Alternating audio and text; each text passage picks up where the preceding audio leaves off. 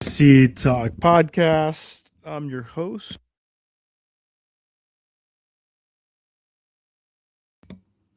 There we go.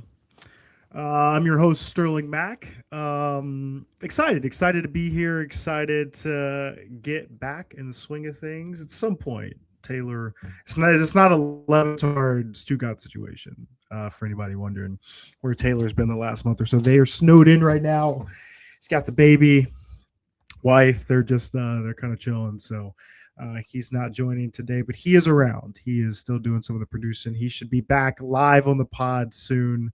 I promise. Like I said, not a Levitard Stu God situation with Taylor and I, but yeah, a lot of things going on in the sports world. Obviously, sports technology as well, which is kind of our main focal point. I'll start with sports, and then we'll jump to a few interesting sports tech stories. We'll weave those into some of the things that we're doing in Sports Tech Atlanta, and then we'll round this out. I'm going to start with Luka because it feels like the right thing to do. Like, the Lakers are interesting. I'm in LA right now. I was going to go to the game yesterday, the Lakers Celtics game. Decided not to. I'm glad I did not. Felt like a bad game to watch, unless you're a Peyton Pritchard or Jaylen Brown stan. I just have to beg the question, as you saw it on the ticker. Let's bring it back up. Um, will Luka ever play defense or move when he doesn't have the ball? I say that I am a huge Luka Doncic fan. I wanted the Hawks to draft him. No, gosh, 6-7 years ago now. It's crazy to say that. They didn't. Obviously, we do the draft day swap between he and Trae Young. They both are now no longer with their original teams, as Trae has been moved to Washington. If you watch, the tough thing is, I think Luka is, arguably second or third best offensive player in basketball when he is going and when he's right. Famously, right, Russillo said as the trade happened a year ago, like he could be chain smoking, eating hamburgers at half court, and you would still take him over, 90% of the league. And that's true. I think that's still true. The issue, and maybe it's crazy to watch, right? Because what Dallas had built was the perfect team for Luka to, he has flaws as he is offensively. Even on the offensive side, there's still flaws. And then obviously defensively, he doesn't really do a lot. And so they built the perfect team around him, right? With a ton of guys that are okay not having the ball, who can shoot, who will crash the boards offensively and defensively, but then play really, really good defense. And then a guy that enjoys the one-on-one aspect.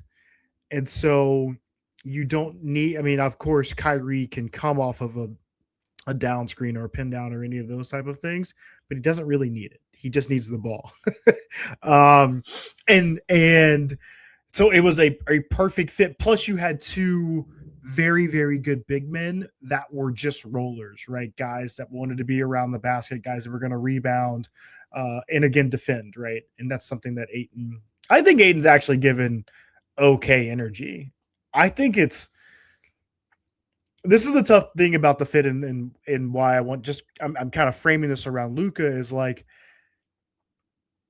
he had a bad game yesterday, but then when you're watching the game, you're like, man, I just want you to do more. And I know that's tough when I was actually at a bar, but when you're sitting watching him, and again, I'm doing this from like, my vantage point, but you feel like the offense moves better if he does other things. And with this Lakers team, unless he has the ball and he's manipulating everything, and he's so good at that, I get that. But it also just doesn't get guys involved. And so then you're standing around, you're watching him, and he can go in these stretches where he just like can go score. But then I've always said this about Trae or James Harden. When a guy dribbles the ball or dribbles the air out for 17 seconds, you're frustrated, and you can see it with Ayton, like he's moving. And Ayton, honestly, from like 15, 16 feet is really, really good. Now, maybe they just don't want him to take those shots, but there's times where like he'll kind of cut through the lane and he'll be open like towards the block, or he could catch it there and like make one move, make a dribble and shoot it. Um, but he doesn't really get those opportunities. And then, I felt like Reeves was kind of he was ice cold because he was iced out. I mean, he only had like 7 shots, I think, through the first 3 quarters. Then he kind of got going a little bit in the fourth there. And the same with LeBron. It just feels like there's no rhythm to it, and a lot of it to me is when your best player has the ball all the time and he's manipulating it. It's really difficult, right? And then when he gets off of it, he either stands at half court or he goes and stands in the corner. Like there's nothing else he does. He's not setting picks for people. He's not cutting through the lane. That's all. He truly just stands around. And so, you get it when Messi does it on offense because it's like he's trying to use his gravity and things like that.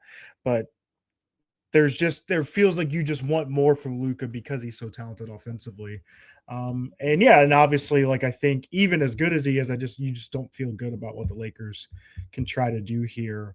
The next 6 or so weeks of the regular season and into the playoffs. And just the team is again the Mavericks had built, which is crazy again.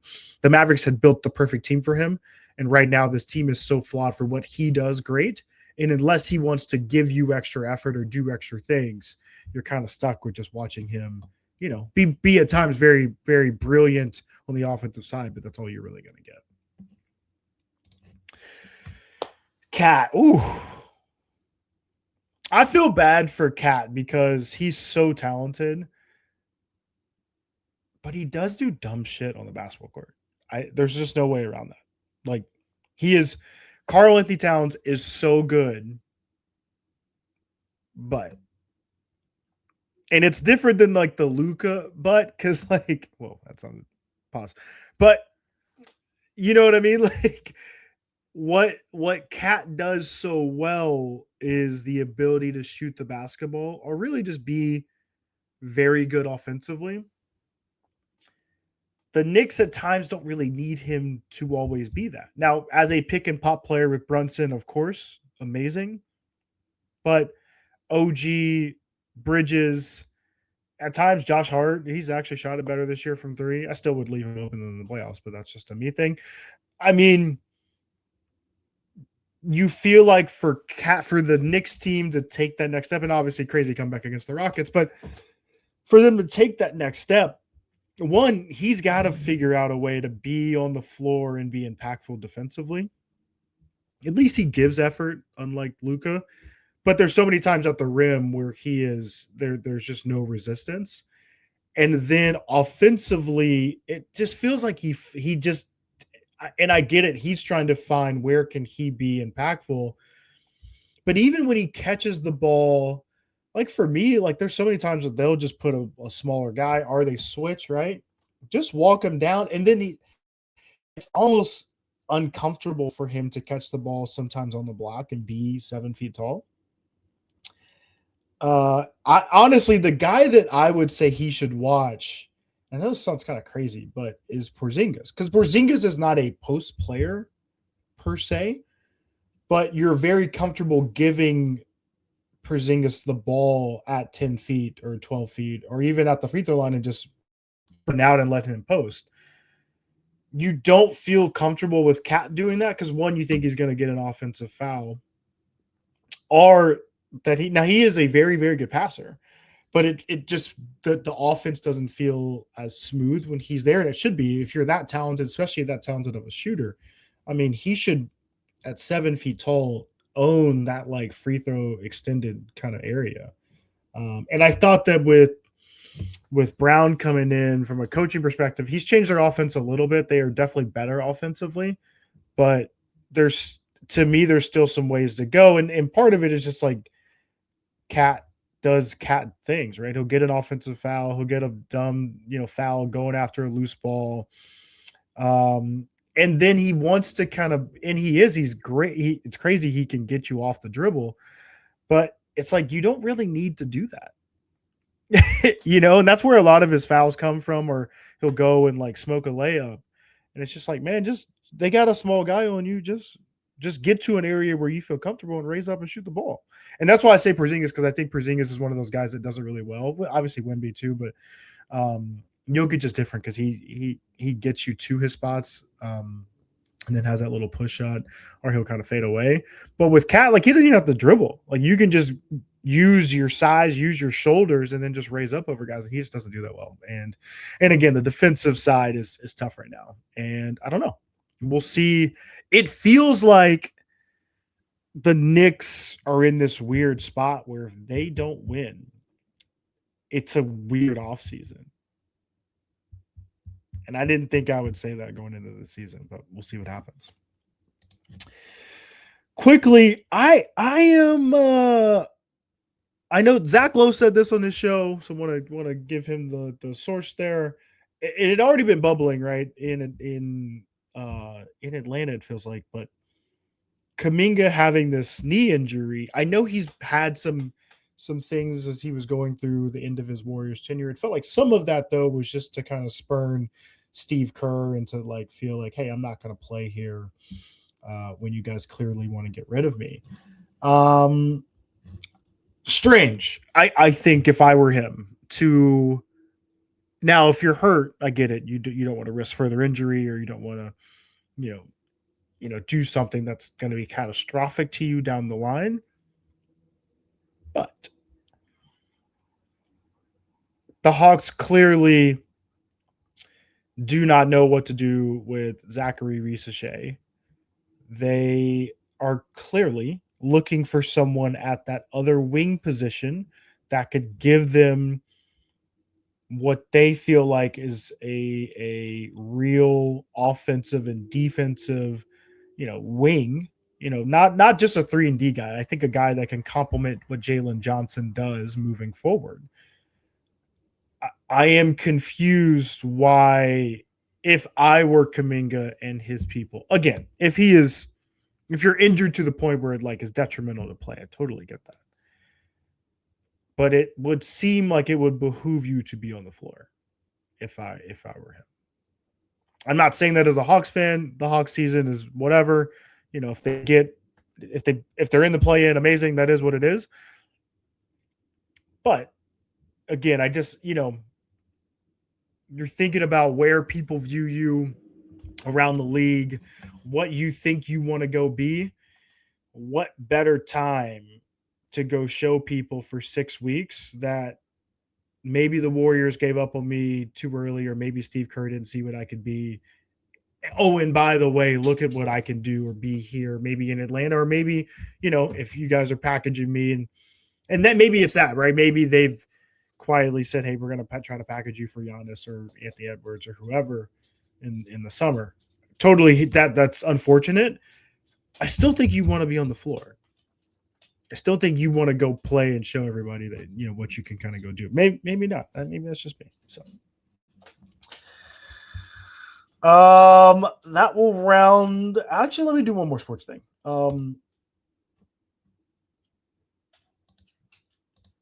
This is from so Bomani Jones had this, and on his podcast on Monday the 23rd. I'm recording this after I listened to that, so I want to make sure I'm giving the right credence there, right credit. And Bomani theorized that we do not care about the regular season anymore. Will we ever care? And really, he went back to, I thought it was really good. He went back to, we cared about the Heat. We cared about LeBron. That was a moment. That was a moment in time. Didn't matter if you love basketball, didn't like basketball. You were tuning in to the Heat. Because I think a lot of people at that time had this disdain for LeBron. And so they wanted to see him lose. And they wanted to see what the Heat were. And that was a storyline every day, right? They led every show at every time. I thought about this because, Stephen A. Smith did that weird thing about LeBron. Like, LeBron should dress better going into the stadium, which is crazy because Pat Riley's comments were about coaches. And then somehow that became about LeBron James. I would love to have somebody somehow over the last, 18 years or something, maybe since 2008, 2009. I would love to see how many times a show has talked about LeBron in a non-sports, like nothing that happened in court. Let's put some sort of formula to it, and that he should then be paid for all the times people have made up some dumbass comment or some dumbass thing that now lives on the internet for a day around LeBron. I think that should happen, right? Actually, what this is what we should do. Let's challenge Stephen A. Smith to talk about basketball for 10 straight minutes of what is going on in 2026. Let's do that. We should have that happen. Okay, I digress there. Um but yeah, like the regular season doesn't matter, and I thought Bomani, like I said, did a great job. The Heat mattered. All of a sudden, LeBron goes back to Cleveland. That did matter, but yes, the Warriors superseded that because they win 67 games in the championship in 15. They come back the next year, win 73. We all know what happens. Like if Draymond does not get suspended, they win again. They don't win. Kevin Durant joins. That changes the regular season forever. There's no other way to say that. That's not KD's fault. It's not the Warriors' fault. That is just what it is. So now, and Bomani, I thought said that really well and kind of weave baseball in. All of these sports are in a weird place where outside of football, because of the inventory piece, you're just like hockey, basketball, baseball, soccer. I mean, all of them. How do you get people to the regular season? And I don't know. I thought about this. I was like, there are not these, marketing and sales, right? You call these like tent pole events. Like there's we don't have these in the regular season anymore. You used to have like Christmas Day games on the NBA. Used to feel like the calendar when it kind of flipped or right after the All-Star break, they would do all these things. They had kind of quote unquote rivalry weeks, like these type of things, especially in baseball. Baseball did interleague play for a little bit. That kind of helped. But then you just tried to like match up stars, but then that started to kind of fade because we don't really have as many stars anymore, or really national stars, right? Baseball is such a regional sport. And I don't know. I don't know what you could do outside of maybe, like I said, the TV networks actually talking about the game. I don't know. Even if that happened, I don't know what changes around the regular season. I just think 82 games is so long. We have so many other things that we care about, I think, now as a society. Streaming also is like a part of that. Like there's so many options for you to watch every night. I just, unless a team, maybe if a team went for 73, that would be interesting. But I still think like if the Thunder this year, like I'm not a Thunder, I don't enjoy watching the Thunder play basketball. So like if the Thunder went for 73, I think I would watch some games, and I've already watched them some, but it wouldn't be this thing that would make me gravitate towards it. That is a me thing. I choose baseball, for example. Bomani talked about on the pod. If someone was like hitting 390 in August, September, would we tune in? Right? Maybe. Maybe, right? I mean, Judge was going for Roger Maris's 61, and I felt like that barely attracted people, right? Acuna went 50-50 the other year. Still not talked about enough. I feel like that didn't turn the needle. It just didn't. I don't know. I don't know what it could do in baseball. I mean, the last I had really to think about it. I think Jimmy Rollins has the longest hit streak, and that was like 20 years ago. I want to say like Juan Pierre had one too that was like okay. There was another like kind of slap hitter that had like maybe a 20-30 game streak. But yeah, I mean, even if you did that, unless you got to 45, 50 and really challenged Joe's 56, I don't know. I don't know what would really change our minds around these outside the regular seasons that are not football. Um, and I think it's a thing I think that the league has to try to figure out, um, of how to impact fans in a way that makes them want to come watch your sport and watch it on TV on a nightly basis.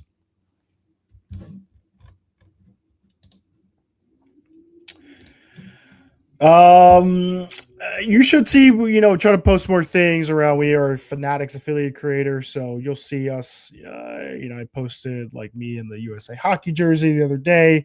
We've got different curations. So you'll see those links. We'll post that on the Sea Talk podcast. Instagram, Twitter, TikTok, all those things. So definitely check that out. Fanatics gives it's honestly really cool as a creator to be able to have this access to products and to be able to kind of post links for people to get discounts, things like that. So, again, check that out for us, the Seed Talk podcast, as a Fanatics creator. All right, let's jump into a little sports technology here. Paris Saint Germain is launching a global running program to bring its community together. It's pretty cool. I find these type of partnerships really interesting, just from a perspective that we do partnerships at Sports Tech Atlanta, but also just like what's kind of driving integration and partnership. Especially I feel Europe has been doing sports technology for a while, and it's really cool to see what they're doing sometimes. But so Rerun Paris, the club's flagship running event. It's going to roll out an international run club starting, I believe, this weekend in London, with the launch of the digital PSG Run Club on Strava. So pretty cool here. So they'll be offering educational and inspiring content, support its community, and pushing their limits and enjoying running. Fun training sessions, nutrition advice, and training methods designed for all profiles. I'm not a big run guy. I mean, I hit the gym, but I don't really be doing those run clubs like that. But yeah, it's this is cool though. Cool by PSG. Again, launching a global running program to bring its community together. Next one, Apple TV is partnering with Everpass Media, bringing sports content to restaurants and bars. I feel like you knew something like this was going to come down the pipeline when they opened up MLS Plus, or kind of they rolled MLS back into like normal Apple TV, so you don't have to have a separate or additional subscription for MLS. And obviously, with F1 coming, I think Apple is trying to find a way, or making sure that there's a way for people to get into their sports. They still have Friday Night Baseball. Hit your boy if you guys need anything. And yeah, I mean, I think it's one of those where Apple is continuing to figure out how to, they don't market a ton, right? They're all about, people knowing where they are. And so I think this will be interesting to see as Everpass gets this opportunity. They already have a ton of other live sports in their library, like UEFA Champions League, the NBA, women's NBA content. So this will be a kind of another one here for them to expand on that and obviously work through their directory of partnerships. So excited to kind of see this, and hopefully at a bar that you frequent, you'll have Apple TV and a little MLS, Major League Baseball on Fridays, and F1.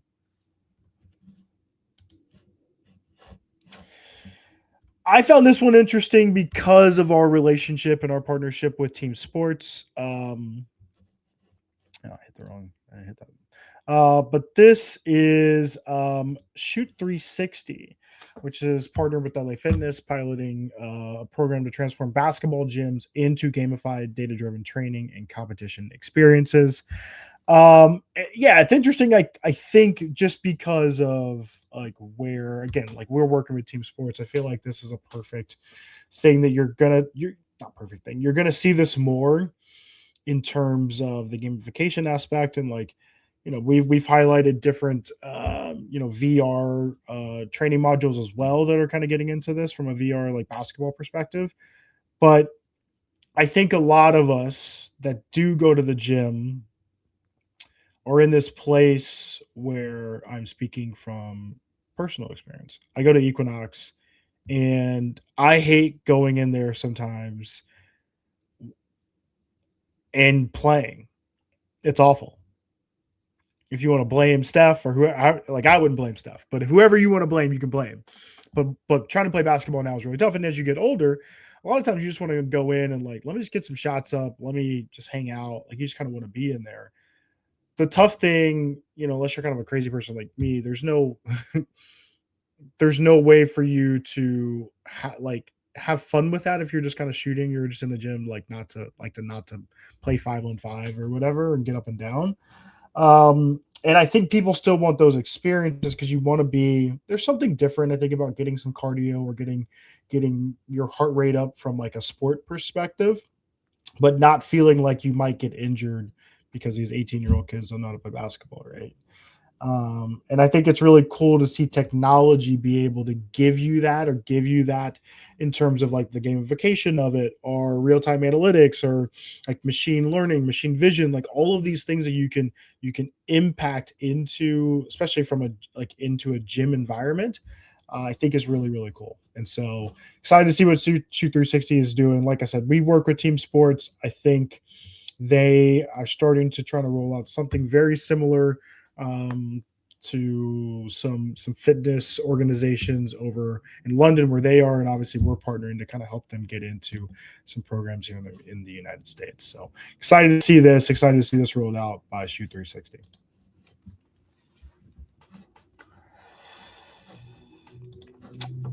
Couple more here. I'm gonna hit Novig because I think peer-to-peer exchanges are definitely really interesting, right? But they operate a commission-free peer-to-peer exchange designed for sports traders, utilizing an order book model to provide market-driven odds.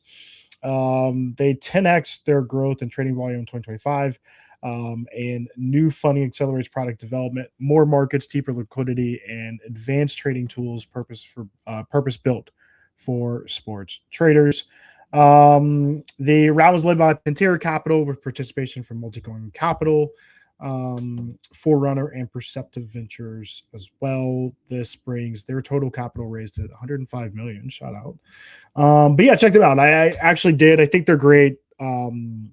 Used them a few times. I think they're awesome. Would love to, we've been trying to do some things behind the scenes as well. But I think yeah, this is one of those.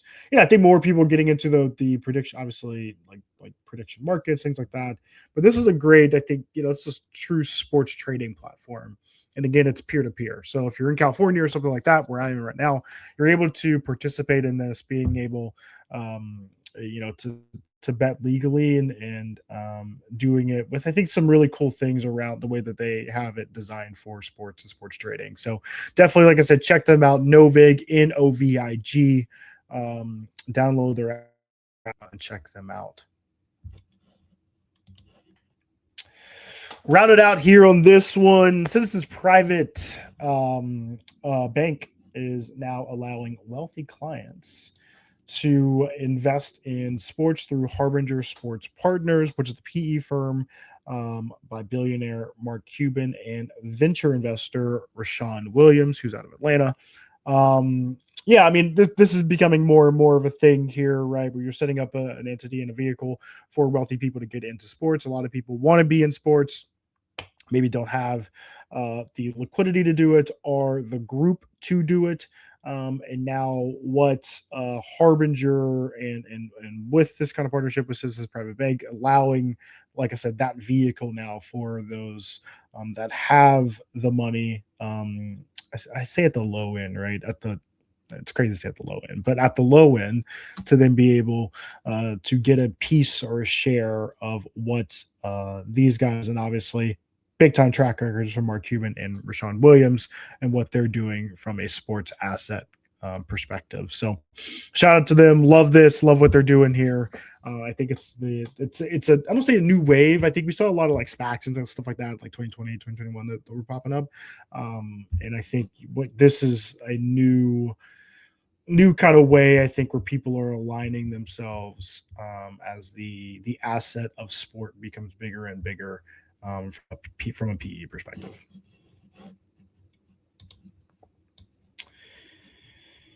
All right, as always. Oh shit, I had the wrong thing. You can find me at SteveMack. You can find us at the Seed Talk Podcast. Wherever you get your podcasts, we're also on Instagram, Twitter, Reddit, YouTube, TikTok, all the things. We have a Substack. So as I like to say, we are where you are. We be where you be. But continue to rate, subscribe, check us out. And we will see you on the next edition of the Seed Talk Podcast.